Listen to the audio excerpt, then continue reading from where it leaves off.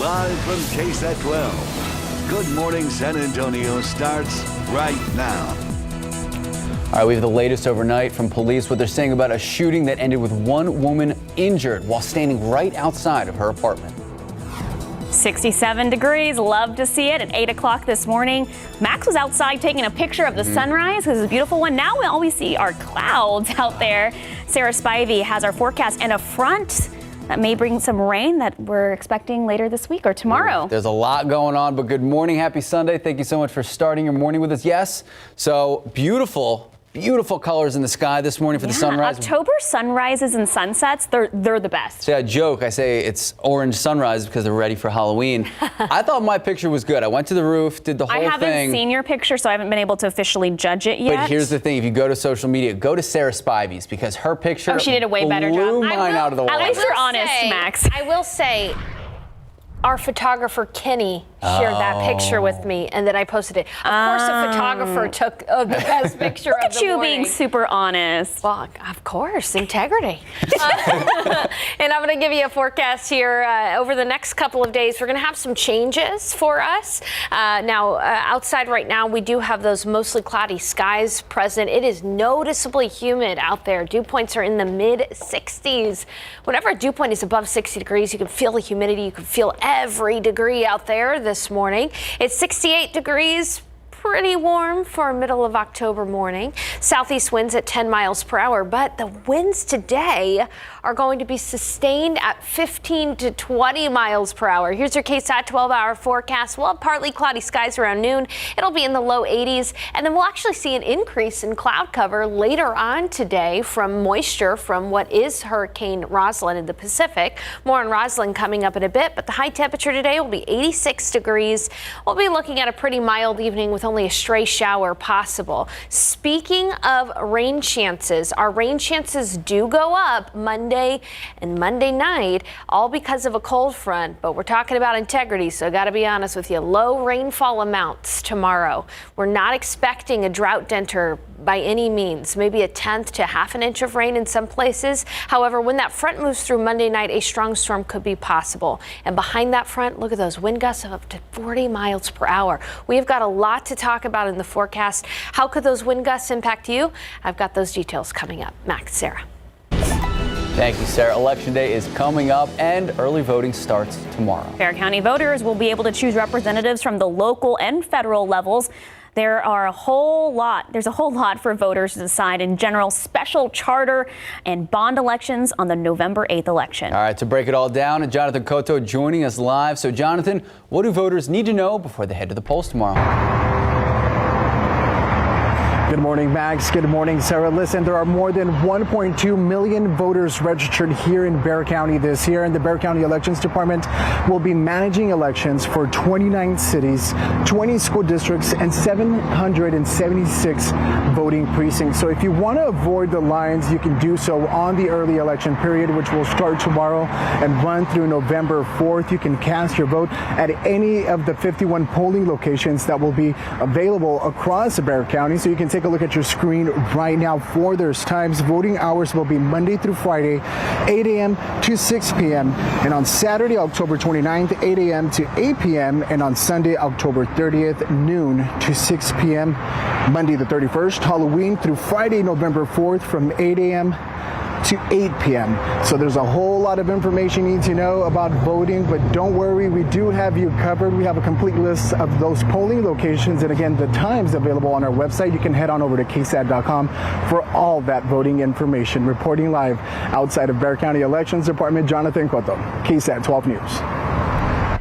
Thank you, Jonathan. Well, Uvalde receiving a lot of love, a lot of support from Las Vegas. The community is coming out and creating their own hand-painted memorial at 3 locations. The community is coming together to create their own tiles in tribute to the Robb Elementary School victims. The project was organized by 2 artists from Nevada who did the same project following the 2017 Route 91 Music Festival, where 60 people died as a result of that tragedy. Monica Gallegos and her daughter Angelina painted tiles in honor of Annabelle, Angelina's twin sister, who died on May 24th. It's hard, like today's my birthday, and usually I was used to her like waking up, bringing me breakfast, you know, and this kind of just, brings me happiness because I can do something in honor of her. So over the next few months, the tiles will be fired up in the kiln and given to the city to be made into a permanent memorial. On our website, ksat.com, we have a list of the locations and times where painting is happening today. And charges are pending this morning for a woman who police say allegedly shot someone on the outside of their apartment on the city's southwest side. San Antonio police say it all started when the woman saw another woman being assaulted by a man near her apartment complex just before 3 this morning. That's when she told police she pulled out a gun and tried to shoot the suspect, firing the gun at least 15 times. Instead, she tells police she ended up shooting another woman on accident nearby. That woman who was shot was taken to the hospital to be treated. Well, right now, one of the many topics on so many families' minds across the country, across Texas, and across Bexar County is the economy. We're talking inflation, stock market woes, interest rates. There's a lot going on, and there's a lot of questions. That's why joining us on today's Leading SA segment is President of Direct Investor Business for Victory Capital, Nick Hill Sudan. Good morning, sir. Thank you so much for joining us. Thank you very much for having me. It's a pleasure to be back with you. So this past week, it was good for the market, but we've seen a lot of red on the screen over the last year. Right now, I think all 3 indices are technically in a bear market. Do you see a reversal anytime soon? Well, I think we certainly are in a period of very high economic uncertainty, and the stock and bond markets certainly reflect what is going on in the broader economy. Let me give you a quick overview of what's actually happening. One, inflation is still very high at over 8%. It first started showing up in all the products that we buy in stores, but now increasingly is showing up in the services that we all pay for, like insurance, rent, healthcare, many other things like that. The Federal Reserve has raised interest rates 5 times this year. They have clearly signaled that they will keep raising rates till they curb inflation, even if it means slowing down the broader economy. Now, here's an example of the slowdown. If you look over the past year, housing sales are down almost 8 months in a row. And that's because mortgage rates have more than doubled over the past year, which of course makes housing less affordable. The good news is housing prices are still relatively stable, which means that for most homeowners, their homes are worth more than they paid a year or 2 ago. Here in San Antonio, we are very fortunate because we're in one of the fastest growing major markets in the U.S., which bodes well for housing and services demand in our region. Now, with all this economic uncertainty, certainly the stock market and the bond markets reflect that, which is why they've moved around so much over the course of the year. But as they say, every cloud has a silver lining. It's not all doom and gloom. If you look at the labor market, which all of us are employed, it's still strong. Employers are still hiring. Unemployment is relatively low, and wages continue to increase. And now some prices are actually even trending down. So used car prices, if you remember, had a huge run up during the pandemic. They're starting to decline slightly. There's also more opportunities to put your money to work, to put your money to work. Money market mutual funds have yields that have sharply increased this year. At the same time, interest rates for bank accounts have also risen, albeit at a slower pace. Now, if you're on Social Security, your benefits are going up 8.7% next year, which for 70 million people in the US who are covered by such programs is good news. So, there's certainly an economic cloud over us, but there are a few silver linings. You talked about that economic cloud over us. So how does the United States fare in comparison to the international markets? Well, the international markets are not doing much better than the United States. If you look at Europe, you look at Asia, they're also suffering from major economic pressures. So in Europe, for example, they have persistently high inflation, which raises the risks of recession across Europe. In addition, there is very high uncertainty about energy supplies this winter. And that is, of course, driven by Russian restrictions on gas as a result of the war in Ukraine. If you look at the UK, the new government introduced some fiscal policies that the markets absolutely did not like, And you saw the Prime Minister Liz Truss lose her job last week over these policies. In China, which has usually been a very high generator of economic activity, there's two issues with the Chinese economy. One is their overall exports are slowing as a result of various supply chain disruptions. And then domestic economic activity, which has become even more important for the Chinese economy, has slowed down because they've had very, very strict COVID related lockdowns. So it's not a pretty picture across the international markets. So, Nikhil, you brought up the recession situation in the UK and in Europe. Are we going to hit a recession? I know Bloomberg forecasted a 100% chance. I think when you look at what the markets are signaling, there certainly is a very high risk of recession. And it's typically a feature of when the Fed raises interest rates so much, the whole goal is to slow down economic growth. Now, it's always a tight balance for the Fed to balance growth versus keeping inflation under control. But certainly the risks are very high at the moment. Okay, so when you hear things like recession, we're currently going through inflation. So what are some important things that people can consider doing during these times to save long term and to help our future selves? Yeah, well, it's certainly a challenging time for the U.S. And, we have a high degree of economic uncertainty. Unfortunately, you can't hide from the uncertainty. But what we have to do is learn how to navigate through it. Now, everybody's goals and situations are different, so one should consider their own needs and weigh the risks and rewards of investing. That said, let me talk about two approaches that people can take. One, investing early, and two, investing often. Investing early means taking advantage of time. It's really never too late to start investing, especially if one is considering long-term goals, retirement, buying a home, saving for kids' college. Just get started at any amount that's comfortable for you. Investing often means being proactive and investing in a regular schedule. For example, an automatic investment plan into mutual funds. This is a strategy where you invest a set dollar amount on a monthly or weekly schedule. Now, investments are not guaranteed against loss, but investing on a regular schedule can help you take advantage of ups and downs in the market. Now, there's many different resources that we have. Many people consider investing can be intimidating, but it's really not. It's a tool to help you achieve your goals. We have calculators, articles, videos, and an entire section on military financial readiness at victorycapitalmanagement.com. That's vcm.com, where investors can learn and get a little more confident about long-term investing. All right, Nikhil, thank you so much for joining us this morning. Really appreciate your time. Anyone who has any questions, we'll have everything you need to know. And of course, that link at ksat.com through the morning. Thank you, sir. Thank you very much. Time now, 8:13, 67 degrees out. Well, still ahead, what health inspectors are saying about a popular seafood place here in San Antonio. And up next, why families in a local neighborhood are concerned about Helotes Creek, something near and dear to their hearts. 67 degrees.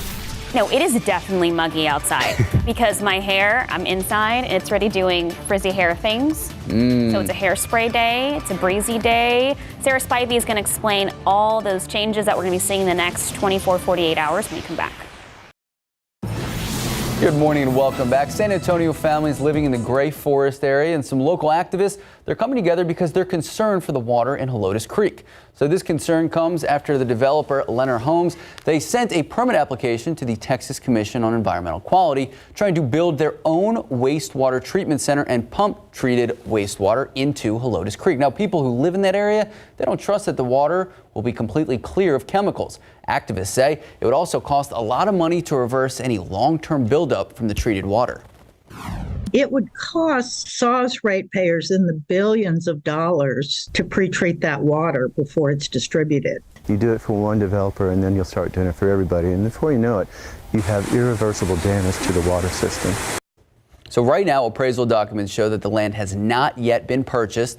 And when asked by KSAT for any comment on the purchase or, future plans, they declined to answer. But it is nice actually seeing water because remember, we had pretty bad drought over the summer. I mean, but even just looking at it, it looked pretty sparse there and pretty, like it's not a full creek, what it probably can be, Sarah. Yeah, guys, drought is still bad around South Central Texas. In fact, we've got extreme and exceptional drought. And unfortunately, even though we have rain in the forecast tomorrow and tomorrow night, I do not anticipate this to be a real drought denter by any means across San Antonio. We'll talk more about our rain chances here in just a couple of moments. But first, I want to get you prepared for your Sunday. Outside right now, you can see that it is pretty cloudy out there, mostly cloudy at the airport, 68 degrees and humid. Winds are from the south at about 10 miles per hour. Here's a snapshot of dew points right now across South Central Texas. As you can see, most of us are seeing dew points in the low to mid 60s. That's pretty muggy, especially for an October standards.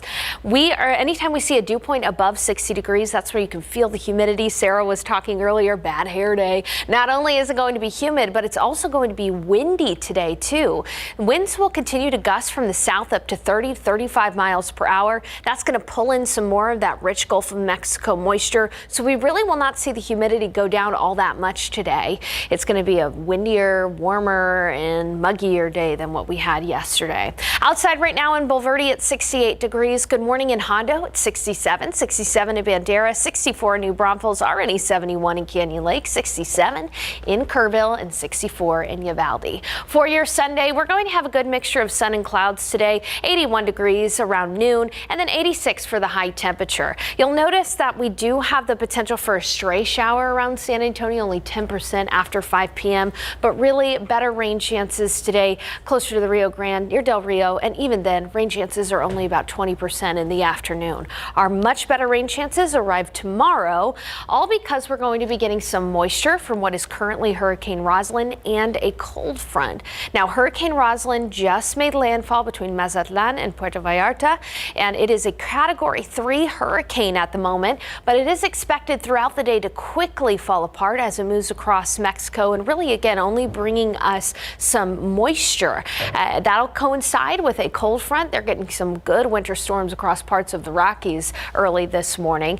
But there are a couple of things I want to talk about as far as our rain chance goes. So again, a couple of isolated showers possible late tonight, especially west, but ahead of that front. Tomorrow, we'll have spotty light rain.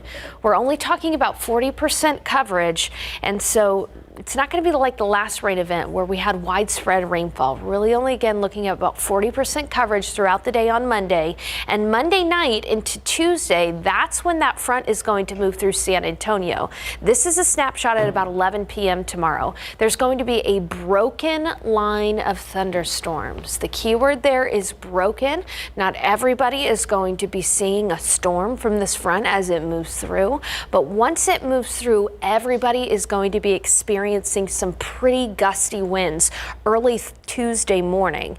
Tuesday morning's wind gusts could be up to about 40 to 45 miles per hour. So think about any of those Halloween decorations you've set up that may be whipped around by the wind. Think about anchoring them down either today or early tomorrow before those gusty winds around. Then behind that front, we're going to be looking at temperatures falling into the 70s for highs, so it'll be pretty pleasant. And again, unfortunately, not a big rainfall event for us. We're really only talking about a tenth or up to a quarter of an inch of rain around San Antonio, slightly higher amounts north along that 35 corridor toward Austin.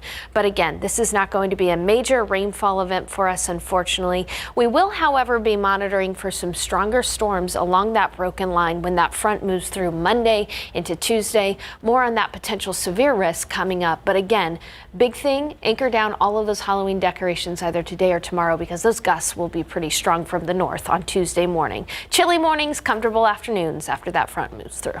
My hanging skeletons, I'm going to put them on, I'm going to tie them down to the seat. They Okay. become sitting skeletons. Sitting skeletons. Yeah, hanging from the tree will definitely fall A down. little risky. Time now, 8:22, 67 degrees out. Okay, the online retailer eBay has announced they're parting ways with a costume that resembles Jeffrey Dahmer. Why they say the Halloween costumes are not allowed on their site. Good morning and welcome back. eBay making a big announcement. They are removing any Jeffrey Dahmer themed Halloween costumes from their entire online listing platform. Right. The Netflix hit series titled Monster, the Jeffrey Dahmer story, has sparked intense interest in the serial killer.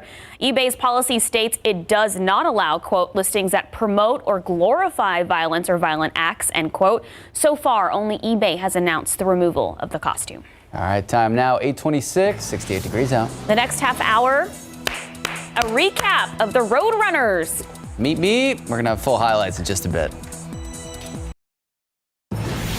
Good morning and happy Sunday. I'm Max Massey. I'm Sarah Costa. It's Sunday. What is today's date? October 23rd. The 23rd. There we go. Okay, tomorrow's the 24th. Okay. Yeah, 8 days away from Halloween. Are you ready?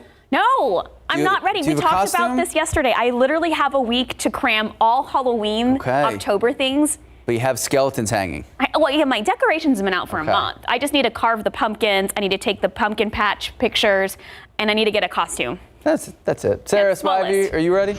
No. I would love to have an idea for a Halloween costume, so maybe you guys can think about it. Okay, we'll get right on that. All right, thank you. That is first priority. We'll ask our people. Hey guys, we did get the pollen count in, and it is a little busier than the last couple of days, but everything is still low, so that's some good news. We got molds present at 400. Ragweed and pigweed are both low at 50, so no major issues out there right now. Outside, we are seeing these clouds early this morning. You know, clouds are back in a big way, mainly because it's very humid out there. We've got dew points in the mid 60s and winds from the south at about 10 miles per hour. Now today those winds will be the big story. We'll see a few gusts up to about 35 miles per hour, and it's pretty mild out there right now. Hard to believe that just a couple of mornings ago we were starting off in the 40s. It's 67 in Kerrville, 67 in Hondo. Good morning in Del Rio at 68 degrees, 67 in Gonzales, 65 in Kennedy. It's 70 down in Corpus Christi. Today calls for a warm up. We'll be near 86 this afternoon, a mixture of sun and clouds in the afternoon. And again, the big thing is winds will be from the south 10 to 25, gusting up to 30 to 35 miles per hour. The weather story today is the winds. Tomorrow it's spotty rain and a chance at storms in the evening hours. I'll tell you how much rain we could see around south central Texas in a few minutes. Max and Sarah. Thank you, Sarah. Election day, it's coming up, and early voting, it starts tomorrow. So Bexar County voters, they have a lot to decide from, representatives, local and federal levels, and a lot of voting to be done when it comes to general, special, charter, and even bond elections. Obviously, Election Day is November 8th. Our Jonathan Cotto joining us live. Jonathan, what do voters need to know before they head to the polls? There's a whole lot of information, Sarah, that they need to know, but we got you covered. Listen, there are more than 1.2 million registered voters in Bexar County this year, and the Bexar County Elections Department will be managing elections for 29 cities, 20 school districts, and 776 voting precincts. So if you want to avoid the lines, you can do so during the early voting period, which starts tomorrow and will run through November 4th, and you can cast your vote at any of the 51 ballot voting locations made available throughout Bexar County. So you can look at your screen right now. We have times up for you. Those hours will be Monday through Friday, 8 a.m. to 6 p.m. And on Saturday, October 29th, 8 a.m. to 8 p.m. And on Sunday, October 30th, from noon to 6 p.m. On Monday, the 31st through Friday, November 4th, the last day, from 8 a.m. to 8 p.m. So if you need that information again, and also for a complete list of the voting locations, we have all that information up on our website, KSAT.com. Reporting outside of the Bexar County Elections Department, Jonathan Cotto, KSAT 12 News. Thank you, Jonathan. New this morning, San Antonio police investing 2 overnight shootings, and we've just learned a victim in one of those shootings has died from the injuries. So take a look. This was the first shooting overnight. This happened last night around 10 o'clock. This is West Cesar Chavez Boulevard. Police say 2 teenagers walking outside. A driver pulled up next to them, started shooting, and then took off. Both victims taken to the hospital, where we've learned one of them has died. Now, we're told this is still an ongoing investigation. And just into our newsroom, new details in a shooting that happened yesterday evening on the city's west side. We have just learned that the victim died from her injuries at the hospital.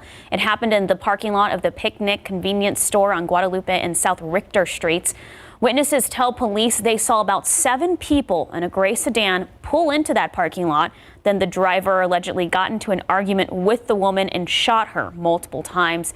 Police have not made any arrests. And during Breast Cancer Awareness Month, we want to turn our attention to men, including one man who is a breast cancer survivor.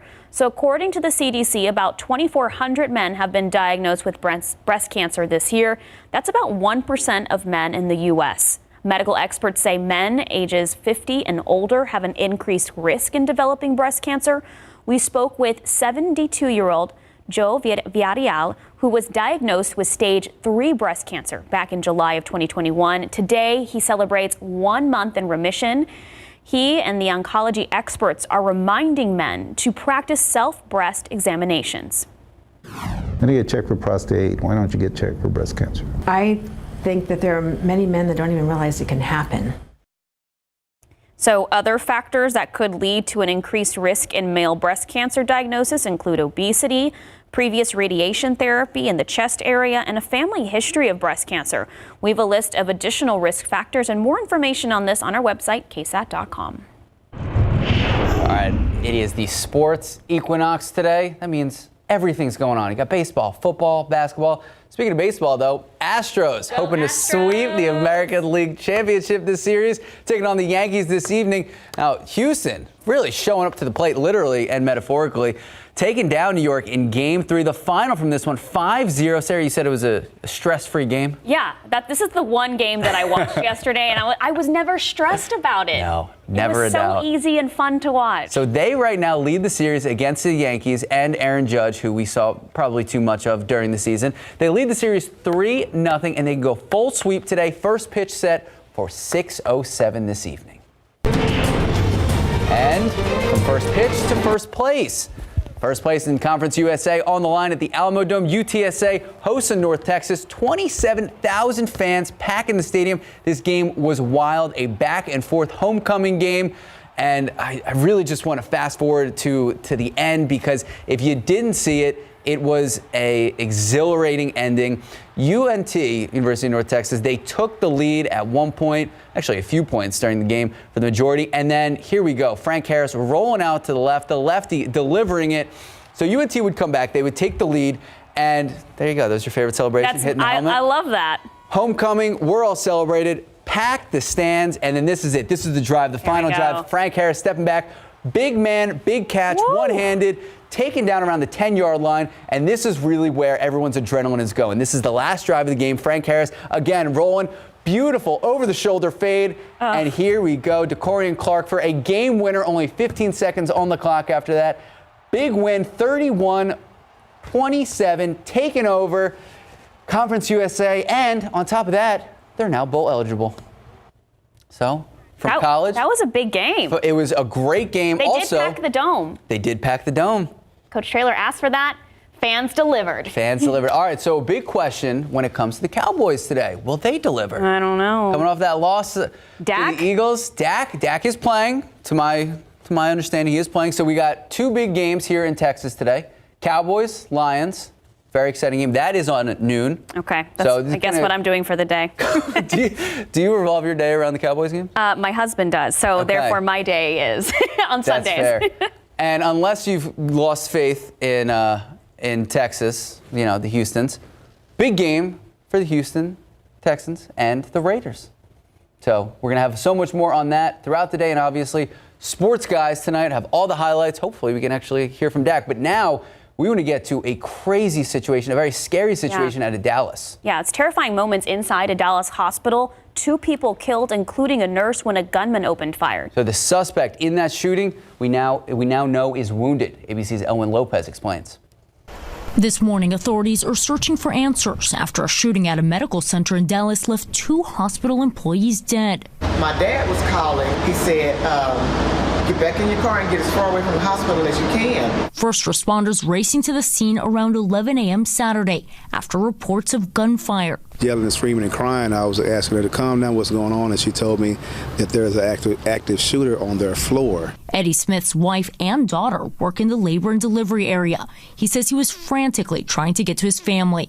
I'm pretty sure that I ran a few lights and going through traffic trying to get her. My wife and my daughter, they made it through, which was a blessing. Police say an officer shot and injured the alleged gunman before taking him into custody. That suspect, now identified as 30-year-old Nestor Hernandez. Authorities say he was out on parole for aggravated robbery and was wearing an ankle monitor when he was arrested.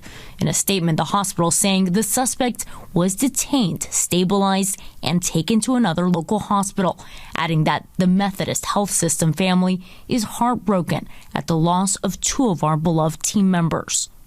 And our affiliate WFAA says that they spoke to friends of the victim. They say she was a nurse and the kind of person who always helped everybody. At this point, it is still unclear what led up to that shooting. Elwin Lopez, ABC News, Los Angeles. Time now, 8:40, 69 degrees out. Okay, it's muggy outside. What do you call it? The lingering humidity? Lingering humidity, the kind that, just your hair is just frizzy no matter what you do. And look at those clouds out there. Sarah Spivey will have final weather when we come back.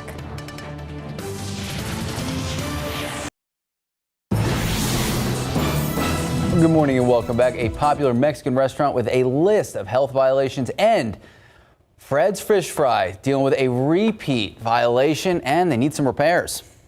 These are just a few of the problems health inspectors found in today's Behind the Kitchen Door.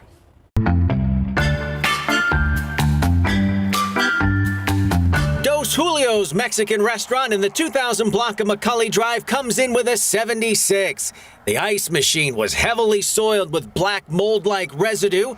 There were flying pests in the kitchen and packaged meats were being thawed in buckets instead of under running water or in the fridge. Employees were seen using a knife to cut and slice an avocado. Then they put the knife away without washing it. Other employees were preparing ready-to-eat foods with bare hands and no hand washing. Another grabbed a jar of mayonnaise from a cooler, then prepared food with her bare hands. The inspector noted the door and handle of that cooler was not clean and was sticky with food. 3 more violations were cited as warnings. A re-inspection was ordered. Quick Walk in the 500 block of Enrique Barrera Parkway got an 81 on their recent inspection. They had a problem with their cold hold unit being too warm. Foods inside were at a temperature of 48 to 50 degrees when they should be 41 or below. The prepared foods kept overnight in a refrigerator were not safe for eating and were discarded. Some food equipment was caked with food debris and the microwave was dirty. 3 of the violations were repeats, while employees corrected 7 violations during their inspection. Fred's Fish Fry in the 1100 block of Couples earned a respectable 85, but 5 of their violations were repeats. There were drain flies seen near a sink, and under that sink there was a container with stagnant water. The walk-in cooler had dark debris buildup on it and around it. One toilet wasn't working, the other had dark mold-like debris inside the bowl. Several plumbing fixtures needed to be fixed and a section of wall was missing. Repairs were ordered and so was a re-inspection. That's what's going on behind the kitchen door. Tim Gerber, KSAT 12 News. All right, Sarah Spivey, windy, is that what we got to prepare for? Windy today, yeah, absolutely. And tomorrow we do have a chance for rain. However, I've been trying to not get people's hopes up too much because this really is not going to be a drought denter by any means for us. But speaking of the wind, by Tuesday morning, you'll really want to make sure those Halloween decorations are anchored down. Outside right now, it is pretty cloudy at the airport at 68 degrees. And when I show you here the satellite and the temperatures, you can see the areas that have more clouds. So up across the hill country in the escarpment and then out toward Del Rio, that's where we've got some cloudier skies early this morning. It's 68 in Del Rio and Uvalde at 64, 64 in Rock Springs, 64 in New Braunfels. As we zoom in, if you're on the south side of Bexar County, you're seeing a bit of sun right now near Converse on the east side and Stinson area on the south side. Plenty of sun, but these clouds are going to come and go throughout the day today. And the big weather story, in addition to that it'll be warm and a little bit muggy, is that today we're going to have pretty breezy conditions. Winds will be sustained from the south at 10 to 20 miles per hour, but we'll have wind gusts of up to 30 to 35 miles per hour. Yesterday was pretty breezy, and today will just be a touch more breezy. In your KSAT 12-hour forecast, mostly cloudy skies this morning. Around noon will be partly cloudy, 81. Notice those winds again sustained from the south at about 10 to 20 miles per hour. In the afternoon, late afternoon hours, we'll see those clouds thicken up a bit more, 86 degrees for the high. And we could have a stray shower around San Antonio just because we'll have a little bit more moisture in the afternoon. But really, our opportunity for rain mostly comes tomorrow. One of the reasons why is Hurricane Roslyn will be falling apart over the mountains of Mexico, but it'll still be bringing us some moisture by tomorrow. Right now, Roslyn made landfall between Mazatlan and Puerto Vallarta. It is expected, as I just mentioned, to fall apart throughout the day as it moves inland. That will combine, the moisture from Roslyn will combine with a cold front that's actually moving through parts of the Rockies right now, bringing winter storm conditions to those areas. We will not be seeing any snow from this, but here's what we expect across San Antonio. Again, today, maybe a sprinkle or two around San Antonio, but really tomorrow we'll have spotty showers, about 40% coverage, not like the last event where we had more widespread rain. And then Monday night, that front is going to move through. This is a snapshot close to about 11 p.m. This is going to be a very quick moving line, broken line of storms, not enough time to be bringing a lot of rain, and it'll be racing to the south and to the east. Not every location will get some storms. However, along that line, we're going to have to monitor for some damaging wind gusts. There is a slight risk for severe weather Monday night into Tuesday. But the big thing that everybody will experience, even though you may not see a good amount of rain, is that it will be very windy early Tuesday. Pre-dawn hours, we're looking at wind gusts of potentially up to 45 miles per hour. That would knock around any kind of lightweight patio furniture or Halloween decorations. So take today or tomorrow early in the morning to anchor down those Halloween decorations or bring them inside. Behind that front, though, it'll be pretty pleasant. High temperature will be in the 70s and winds will subside.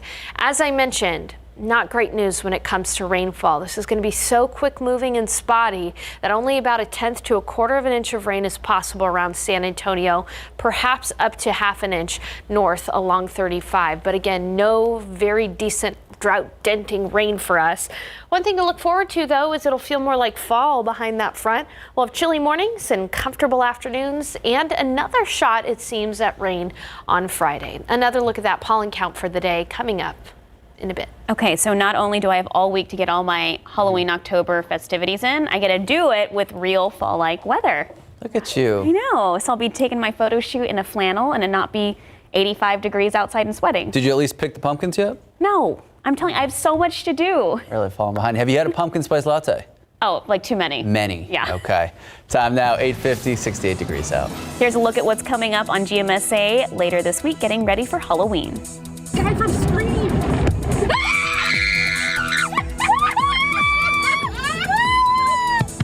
All right, on GMSA, we're getting ready for Halloween, and some of our producers went through a haunted car wash.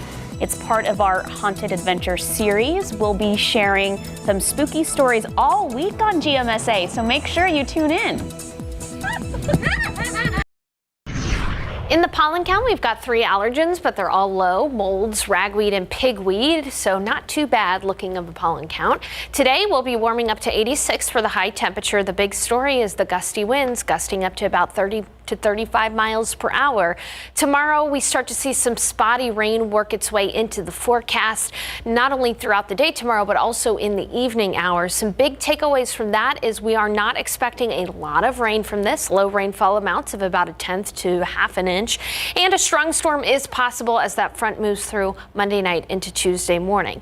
Behind that front, Tuesday, very, very windy. We'll have wind gusts of up to 40 to 45 miles per hour, so plan accordingly.